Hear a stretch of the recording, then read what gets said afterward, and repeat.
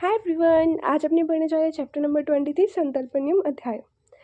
पहले पढ़ते संतर्पण प्रकरण। संतर्पण बेसिकली होता है कि सैचुरेशन, समझ रहे हो? मतलब कोई पर्सन है जो बहुत ज़्यादा मोटा हो रखा है ना, खा पी के बहुत ज़्यादा हैवी हो रखा है, कोई भी काम नहीं करता, वो बेसिकली संतर्पित होता है ना। ठीक है, अब हमने पढ़ते संतर्पण से होने वाले रोगों के कारण। जो व्यक्ति स्निग्ध चिपचिपा भोजन करता हो, मधुर मीठा भोजन करता हो, गुरु पिच्छिल हैवी भोजन करता हो, पिच्छिल भोजन करता हो, नूतन अन्न, नया अन्न, नई मदिरा, अनूप और जलीय मांस, ये सब मांस खाता हो। गोरस मतलब कि गाय के दूध से बनी हुई चीज़ें होगी, जैसे दूध हो गया, घी हो गया, गाय से प्राप्त जो चीज़ें होती है वो। गौड़िक मतलब गुड़ से बने हुए जो पदार्थ होते हैं, जैसे पुआ। और पिष्ट यानी चावल आदि का आटा द्वारा निर्मित भोज्य पदार्थ से अपने को अधिक अधिक मात्रा में तृप्त कर ले। मतलब कि जितनी उसको भूख हो उससे भी ज़्यादा अमाउंट में खाना खाए, जितनी रिक्वायरमेंट है उससे भी ज़्यादा अमाउंट में खाना खा के अपने आप को तृप्त कर ले, सैचुरेशन पे आ जाए वो। ठीक है।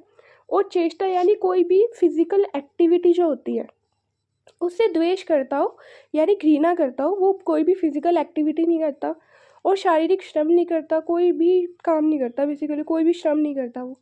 दीवा शयन दिन में सोता रहता है, शैया और आसन पर सुखपूर्वक लेटे या बैठे रहते हैं। मतलब कोई भी काम नहीं करना उस पर्सन ने, कोई भी एक्सरसाइज नहीं करनी, कोई भी फिजिकल एक्टिविटी में पार्टिसिपेट नहीं करना, बस सारा दिन सोए रहना, बैठे रहना, लेटे रहना, यही काम होता है। और ये जो हैवी भोजन होता है, स्निग्ध मधुर गुरु पिच्छिल नया अन्न नई मदिरा अनूप और जलीय मांस गौड़ी गोरस, ये सब चीज़ें वो भी मात्रा से ज़्यादा खा लेना। ठीक है, इन सभी चीज़ों से अपने आप को तृप्त कर लेना।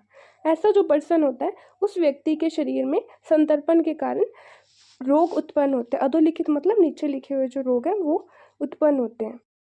परमेय पीड़ का कोट कंडू पांडवा में ज्वरा। परमेय मतलब डायबिटीज़। ठीक है, संतर्पण जन्य रोग में परमेय डायबिटीज़, पता ही है, अब जो मोटे लोग होते हैं उनको डायबिटीज़ के चांसेस ज़्यादा रहते हैं। पीड़का कंडू कोट, ये तीनों एक स्किन रिलेटेड डिजीज़ है। फिर आ जाता है पांडु एनीमिया। ठीक है, ज्वर फीवर। फिर कुष्ठान्य आम प्रदोष मतलब कुष्ठ रोग और आम प्रदोष जो विकार होते हैं, मतलब आम जो दोष है वो भी हो जाता है, क्योंकि फूड इतने अच्छे से डाइजेस्ट हो नहीं पाता तो आम बन जाता है ना। ठीक है, फिर है मूत्र कृचम अरोचक। मूत्र कृच क्या होता है कि मूत्र विसर्जन के समय कठिनाई होना, दर्द होना, है ना, वो जो होता है वो मूत्र कृच होता है। ठीक है। अरोचक भोजन में अरुचि। ठीक है। तंद्रा, तंद्रा अपने पहले ही पढ़ चुके हैं, मतलब झपकी लग जाना, वो वाली जो स्टेज होती है ना जब अपने को नींद आ रही होती है, वो तंद्रा होती है। ठीक है। क्लेब्यम, क्लेब्यम क्लेब्यम अधिस्थोल्यम आलस्यम। क्लेब्यम मतलब है नपुंसकता। ठीक है, नपुंसकता। फिर है अतिस्थूल्य। अब पता ही है इतना ज़्यादा हैवी भोजन खाएंगे तो और कोई काम कर नहीं रहे तो ऑफ कोर्स बंदा मोटा हो जाएगा, पर्सन मोटा हो जाएगा। ठीक है, तो उसको क्या बोलते हैं, अतिस्थूल। ठीक है। और जो पर्सन सारा दिन बेड पे लेटा ही रहता है, सोया ही रहता है, उसको आलस ही चढ़ा रहता है। ठीक है, तो आलस से आएगा ही। गुरु गात्रता मतलब हैवीनेस। ठीक है, शरीर में गुरुता आ जाएगी। इंद्रिय स्रोतसाम लेपो मतलब इंद्रिय और जो स्रोतस होते हैं ना वो लिप्त रहते हैं। किससे लिप्त रहते हैं? कफ से लिप्त रहते हैं। ठीक है। बुद्धेर मोह, बुद्धि का भ्रम हो जाता है। ठीक है।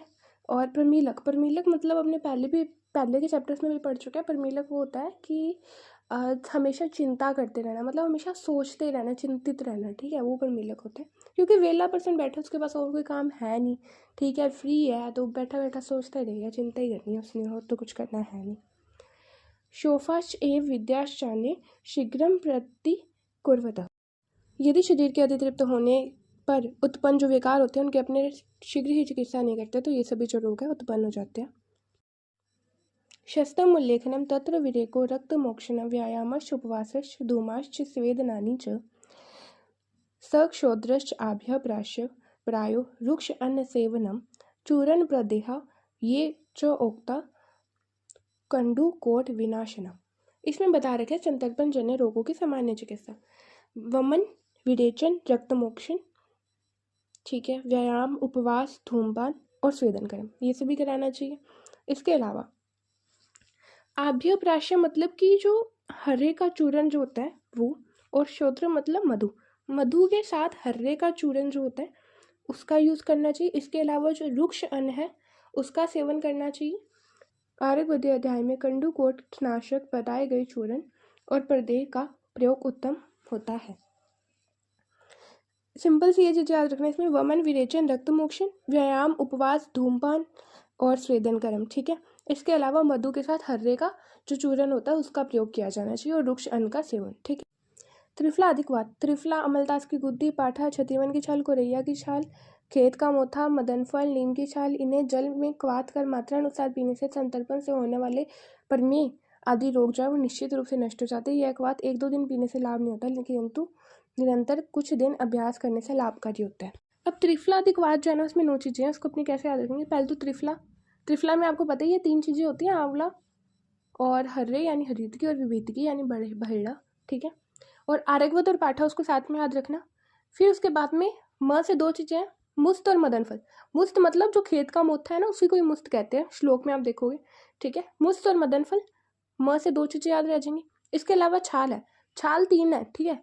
नीम की छाल, कोरैया की छाल और छतीवन की छाल। तो ऐसे अपने को सारी चीज़ें जो है वो याद हो जाएंगी।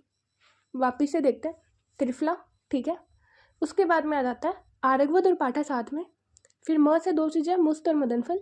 फिर छाल में 3 चीज़ें, नीम की छाल, कोरैया की छाल और छतीवन की छाल, ठीक है। तो ऐसे इन सभी जो चीज़ें हैं उनका क्वाथ बनाना है और वो क्वाथ को पीने से जो संतर्पण जन्य रोग होते हैं उनका नाश हो जाता है, ठीक है। और पता ही है कोई भी चीज़ है, कोई भी क्वाथ है, अपने एक दिन दवाई लेने से थोड़ी आराम आएगा। उसको कंटिन्यूसली अपने 1-2 दिन तक पीने से कुछ भी लाभ नहीं आता, लेकिन अपने कंटिन्यूसली उसको पीते रहते हैं तो वो अपने को लाभकारी होता है, ठीक है। फिर है मुस्तादिक्वाथ। मुस्तादिक्वाथ में नाम से पता चल रहा है मुस्त होगा यानी खेत का मोथा हो गया, आर्यवत अमलतास हो गया, ठीक है, और पाठा और त्रिफला, ये चारों चीज़ें क्या है त्रिफलादिक्वाथ में भी अपने देख चुके हैं, मुस्त, आर्यवत, पाठा और त्रिफला, ठीक है। फिर उसके बाद में देवदारू, गोखरू, खदीर, नीम की छाल, हल्दी, दारू हल्दी, कुरैया की छाल, ये सभी चीज़ें। अब इसको अपने याद कैसे करेंगे, पहले तो ये देखो, मुस्त अधिकवात में त्रिफला अधिकवात वाली चीज़ें हैं थोड़ी बहुत, 4 चीज़ें वो है, त्रिफला, मुस्त, ठीक है, आर्यवत और पाठा, ठीक है। फिर उसके बाद में छाल है, छाल में इसमें नीम की छाल और करैया की छाल है, इसमें छतीवन की छाल नहीं है, ठीक है। फिर उसके बाद में से हल्दी आती है, हरिद्रा, ठीक है, हल्दी और दारू हल्दी, ठीक है। हल्दी से याद आ जाएगा दारू हल्दी। अब दारू हल्दी के दारू से अपने को देवदारू याद आएगा, ठीक है। तो देवदारू, गोखरू सेम से है ना, थोड़े से रू है ना, तो फिर ऐसे थोड़ा याद रह जाएगा देवदारू, गोखरू, ठीक है। और फिर एक याद अपने को याद रखना पड़ेगा, वो खदीर है, ठीक है। और इन सभी से जो है इन औषधियों का उद्वर्तन यानी उबटन, उद्गर्षण और इन्हीं औषधियों का जो क्वाथ है उसमें स्नेह मिला के स्नान करने से तथा इन द्रव्यों से सिद्ध किए हुए घृत और तेल के प्रयोग से सभी प्रकार के जो त्वचा के रोग होते हैं जैसे कंडू, कुष्ठ आदि जो रोग होते हैं वो शांत हो जाते हैं। अब मुस्त आदि जो क्वाथ होते हैं ना, वो बेसिकली किसके लिए यूज़ करते हैं, जो स्किन रिलेटेड जो डिजीज़ होते हैं उसके लिए यूज़ करते हैं। तो स्किन रिलेटेड डिजीज़ है तो उनको स्किन पे लगाना पड़ेगा, सिंपल से बात है, तो उपटन की फॉर्म में, या फिर उन औषधियों का क्वाथ बना के अपने क्या करेंगे, पियेंगे तो नहीं, उनका क्या करेंगे, अपने स्नान करेंगे, ठीक है। जैसे आई होप थोड़ा बहुत आपको चीज़ें याद रह जाए। उसके बाद है कुष्ठ आदि चूर्ण। कूट, गोमेद मणि, हींग, क्रोच नामक पक्षी की हड्डी, सौंठ, पीपर, मिर्च, वचमीठा, अड़ूसा की पत्ती, बड़ी इलायची, गोखरू, अजमोदा, पाषाण बेद, इन सभी द्रव्यों को समभाग में यानी समान मात्रा में ग्रहित करके उसके बाद उनका क्या करना है, कपड़ा छान चूर्ण, मतलब कि ऐसा उनका चूर्ण बनाना है, फिर उसको कपड़े से छान लेना है, ठीक है। तो कपड़ा छान जो चूर्ण है उसको खा के और अनुपान में, अब चूर्ण लेने के बाद अनुपान में क्या लेना, मतलब पीने में क्या लेना है, मट्ठा या फिर दही का पानी या खट्टी बेर का जो रस है उसको पीने से मूत्रग्रीच और जो प्रमेह रोग होते हैं वो दूर हो जाते हैं, ठीक है। फिर बाद में प्रमेह की चिकित्सा तक्र, हर्रा और त्रिफला के प्रयोग से और अरिष्टों के प्रयोग से प्रमेह आदि जो रोग है वो शांत हो जाते हैं। ये आप नॉर्मली याद रख लेना, ठीक है। फिर उसके बाद में त्रियुष्ण आदि मंत्र। त्रियुष्ण आदि मंत्र में त्रिकटु, त्रिफला, वाइवडिंग और राजमाता, ये 4 चीज़ें होती है। त्रिकटु में 3 आती हैं, सौंठ, पीपर और मरीच, और त्रिफला में 3 आती हैं, आंवला, हर्रा और बहेड़ा। फिर उसके बाद में वाइवडिंग और राजमाता, ये 4 चीज़ें जो है अपने वैसे याद रख लेंगे ना, त्रिकटु, त्रिफला, वाइवडिंग और राजमाता, ठीक है। ये 4 चीज़ें हैं, जिसमें त्रिकटु में 3 चीज़ें हैं, कौन कौन सी, सौंठ, पीपर और मरीच, और त्रिफला में 3 चीज़ें हैं, आंवला, हरितकी और विभीतकी, ठीक है, यानी हर्रा और बहेड़ा, ठीक है। इन सभी को लेना है, फिर कपड़े से छान के, मतलब ऐसा उनका चूर्ण बना लेना, उस चूर्ण को कपड़े से छान लेना है, ठीक है। और फिर उसके बाद में सब के समान मात्रा में जौ का सत्तू मिलाना है, शहद और घी मिलाना है। ठीक है, क्या करना है बेसिकली, त्रिफला, त्रिकटु, वाइवडिंग और राजमोदा, इन चारों को कूट के कपड़े से छान के इनका चूरन बना लेना है। फिर जितनी अमाउंट में अपने ये सभी चीज़ें लेना, उतनी अमाउंट में अपने क्या लेना, जौ का सत्तू, शहद और घी लेना है और इन सभी से इसको युक्त कर देना। ठीक है, और उसके बाद में अगर के क्वाथ से घोलकर बनाया हुआ ये जो मंत्र होता है, ये संतर्पण जन्य सभी रोगों में काम आता है, उनको शांत करने का काम करता है। ठीक है, फिर उसके बाद है व्योषाद्य सत्तु। इसका बस नाम याद रख लो, इसके आगे के ड्रग्स वैसे भी याद तो रहने हैं नहीं, तो कुछ फ़ायदा ही नहीं है इसको पढ़ने का। ठीक है, इसका सिर्फ नाम भी लिख दोगे तो चल जाएगा। अपतर्पण प्रकरण, इसमें अपने करते हैं अपतर्पण जन्य रोग। इसमें क्या है, अपतर्पण होने से शरीर और अग्नि का बल, वर्ण, ओज, शुक्र, मांस का क्षय होता है। ठीक है, किस किस चीज़ों का क्षय होता है, एक तो शरीर के बल का क्षय हो जाता है। ठीक है, उसकी मनुष्य में इतनी स्ट्रेंथ नहीं रहती, और जो उसकी अग्नि है उसका बल का भी क्षय हो जाता है। वर्ण का, ओज का, शुक्र का, मांस का, इन सभी का क्षय हो जाता है। ठीक है, फिर उसके बाद में क्या, काश से अनुबंधित ज्वर हो जाता है, मतलब काश के साथ साथ ज्वर हो जाता है। पार्श्वशूल, अरुचि, ठीक है, श्रोतेंद्रिय की दुर्बलता। श्रोतेंद्रिय में सिर्फ ऐसे नहीं कि कान की दुर्बलता, श्रोतेंद्रिय से मतलब ये भी है कि चक्षु इंद्रिय जो है उसकी भी दुर्बलता, यानी आँख और कान की दुर्बलता। ठीक है, उन्माद, प्रलाप, हृदय के रोग, मलमूत्र की रुकावट, जंगा, उडु और त्रिक प्रदेश में शूल, परव, हड्डी और संधियों में चीरने के समान पीड़ा। इसके अतिरिक्त अन्य उदरवात आदि सभी वातजन्य रोग उत्पन्न हो जाते हैं। अब अपतर्पण में मेनली जो होता है ना, वैसे वातजन्य रोग ही होते हैं, क्योंकि वात जो होती है, अपतर्पण जो पुरुष होता है उसमें जो वात होती है वो ज़्यादा अमाउंट में होती है, उसमें वात बढ़ रखी होती है। इसको याद करने का सिंपली याद रखेंगे, क्षय हो जाता है। किस चीज़ का क्षय हो जाता है, शरीर और अग्नि के बल का, मांस का, शुक्र का, वर्ण का, ओज का, इन सभी का क्षय हो जाता है। और शूल होता है, यानी दर्द होता है। कहाँ का दर्द होता है, जंगा, उरु, त्रिक और पार्श्व में शूल हो जाता है। ठीक है, इसके अलावा अरुचि, उन्माद, हृदय के रोग, मलमूत्र की रुकावट और चीरने, हड्डियों में चीरने और हड्डी और संधि में चीरने के समान पीड़ा हो जाती है। ठीक है, तो ऐसे करके थोड़ा बहुत इसको याद रखेंगे। इसके बाद में अगर अपने से पूछी जाए कि अपतर्पण की डेफिनेशन क्या होती है, कि अपतर्पण बेसिकली होता क्या है, तो उसमें अपतर्पण से तात्पर्य क्या होता है कि शरीर का तृप्त ना होना, जितनी शरीर को बेसिकली रिक्वायरमेंट है चीज़ों की उतनी ना मिलना, तो मतलब शरीर की तृप्ति ना होना, शरीर का तृप्त ना होना, वो बेसिकली क्या है, अपतर्पण है। ठीक है, फिर उसके बाद में संतर्पण के भेद। अब अपतर्पण हो चुका हो, किसी पर्सन है जिसका शरीर वैसे ही तृप्त नहीं है, तो उसको क्या करेंगे, संतर्पण करेंगे, मतलब उसका शरीर को तृप्त करेंगे। ठीक है, इसकी चिकित्सा में बेसिकली संतर्पण होता है। ठीक है, फिर है संतर्पण के दो भेद। वैद्य समुदाय अपतर्पण से होने वाले रोगों में संतर्पण वाली औषधि का विधान बताते हैं। ठीक है, ऐसी औषधि दो, ऐसे उसको चीज़ें खिलाओ जिससे वो संतर्पित हो जाए, वो तृप्त हो जाए। ठीक है, वह संतर्पण दो प्रकार का होता है। एक होता है तत्काल शरीर और धातुओं को तृप्त करने वाला। तत्काल मतलब कि बहुत जल्दी, जैसे ही अपने वो चीज़ें खाई साथ के साथ ही क्या कर दे, वो शरीर और धातुओं को तृप्त कर दे। ठीक है, शीघ्रतापूर्वक जो है वो शरीर और धातुओं को तृप्त करे, एक तो वो वाला होता है। और एक क्या होता है, निरंतर अभ्यास के द्वारा शरीर और धातुओं को तृप्त करने वाला।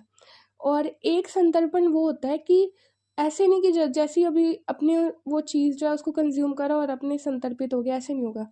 इसमें अपने डेली उस चीज़ का अभ्यास करें, डेली अपने उस चीज़ को खा रहे हैं, या फिर स्नान वगैरह भी है तो अपने डेली कर रहे हैं, तो डेली निरंतर अभ्यास के द्वारा जो है शरीर और धातु जो होती है वो तृप्त हो जाती है। ठीक है, और भी जो व्यक्ति कारण अंतर से शीघ्र ही क्षीण होता है, उसे संतर्पण का प्रयोग शीघ्र ही तृप्त कर पुष्ट बनाता है। अब शीघ्र ही क्षीण होता है तो मतलब क्या है कि अगर मान लो कोई पर्सन है, उसको भी 3-4 दिन नहीं हुए हैं क्षीण हुए, ठीक है, तो मतलब एक कुछ ही टाइम हुए। कारण अंतर से मतलब कोई भी कारण से, जैसे कोई चिंता से भी 3-4 दिन हो गए उसको क्षीण हुए, तो अभी कुछ ही टाइम हुआ, शीघ्र ही क्षीण हुए, तो ऐसी स्टेज में अगर अपने उसको संतर्पण का प्रयोग करते हैं तो वो जल्दी ही पुष्ट भी हो जाते हैं। ठीक है, बट शनै शनै धातुओं के क्षीण होने से अधिक दिनों में जो व्यक्ति क्षीण होता है, तो संतर्पण जब तक कुछ दिन लगातार नहीं किया जाता तो लाभ नहीं होता। शनै शनै मतलब धीरे धीरे, जैसे कई महीनों से किसी की धातु जो है वो क्षीण हो रही है ना, बहुत ज़्यादा टाइम हो गया उसकी धातु को क्षीण होते हुए, तो ऐसे में ये नहीं होगा कि अपने 1-2 दिन संतर्पण का प्रयोग किया तो वो ठीक हो गया, ऐसे नहीं होगा। तो उसको काफ़ी लंबे टाइम तक जो है संतर्पण का प्रयोग करना चाहिए, तभी लाभ मिलता है। ठीक है, और भी देह अग्नि दोष औषध मात्रा व काल का अनुसरण करने वाले वैद्य के लिए उचित है कि अधिक दिनों से दुर्बल या क्षीण हुए रोगियों में शीघ्रता न करते हुए औषधियों का प्रयोग करें। मतलब बेसिकली क्या है कि जब अपनी चिकित्सा करते हैं, जो बहुत पर्सन काफ़ी दिनों से, बहुत ज़्यादा अधिक दिनों से वो क्षीण हो रखा हो, तो उसमें चिकित्सा करते टाइम कुछ जल्दी नहीं करनी चाहिए और देश अग्नि दोष और मात्रा औषध और काल का ध्यान रख के ही उसका प्रयोग करना चाहिए। ठीक है।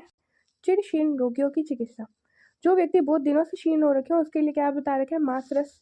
मांसरस सबसे ज़्यादा सही रहता है तर्पण के लिए। ठीक है, भ्रंगन करता नहीं।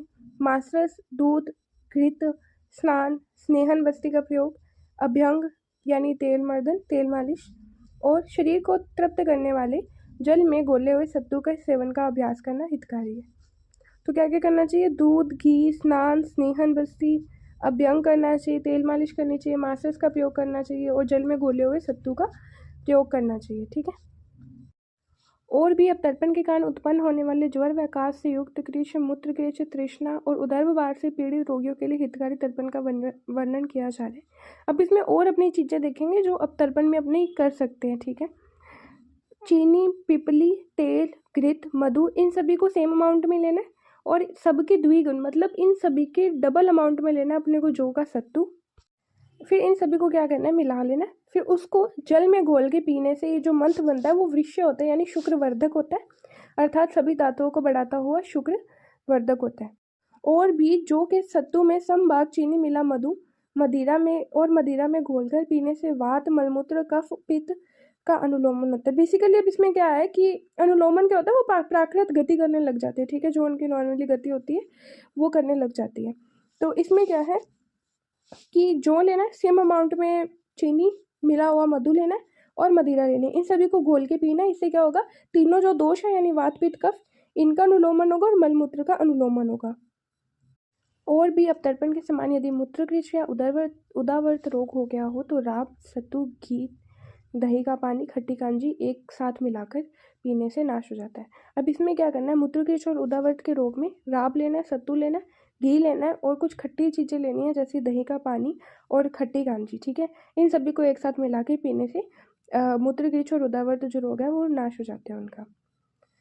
अगला है और भी खजूर, मुनक्का, वृक्षामल, इमली, खट्टा नारदाना, आंवला, फालसा। अब इन सभी में मेनली क्या है, अमल रस है। ठीक है, तो इन सभी इनके रस से घोला हुआ जो भी मंत्र होता है, मतलब इन सभी से जो मिला हुआ मंत्र होता है वो मध्यजन्य विकार यानी मदिरा से उत्पन्न होने वाले जो विकार होते हैं उनको नष्ट करने वाला होता है। और भी जो मंत्र मधुर या अमल रस के द्वारा, अब इसमें बता रहे थे अपने खुद बना सकते हैं ऐसा मंत्र जो उसमें क्या होना चाहिए, मधुर रस होना चाहिए या फिर अमल रस होना चाहिए। मधुर रस में चाहे शर्करा ले सकते हो, अमल रस में जैसे दही का पानी ले सकते हो वो भी खट्टा होता है, या फिर नींबू ले सकते हो। ठीक है, इमली ले सकते हो। जो मंत्र मधुर या अमल रस के द्वारा या फिर जल से बनाया गया हो वह चाहे स्नेह युक्त हो, यानी चाहे उसमें घी डालो या ना डालो, या तेल डालो या ना डालो, स्नेह युक्त हो या स्नेह रहित हो, चाहे उसमें तेल या घी हो चाहे ना हो, फिर भी वह शीघ्र ही क्या होता है, संतर्पण करने वाला होता है और शरीर और दांतों में स्थिरता लाने वाला होता है, वर्ण और बल को देने वाला होता है। अब इसमें एग्जाम्पल में जैसे सत्तू बताया है, सत्तू को अपने जल में घोलते हैं। ठीक है, तो वो शीघ्र संतर्पण करने वाला होता है। यदि अपने सत्तू को जल में डाला, ठीक है, और अपने ऊपर से शर्करा डाल दी तो भी वो शीघ्र संतर्पण करने वाला हो गया, यानी मधुर रस हो गया।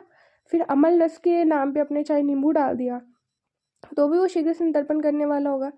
तो चाहे उसमें फिर अपने घी या तेल डालें या ना डालें, वो जो है वो शीघ्र ही संतर्पण करने वाला होता है। इसी के साथ अपना चैप्टर कंप्लीट होता है। Thanks for watching.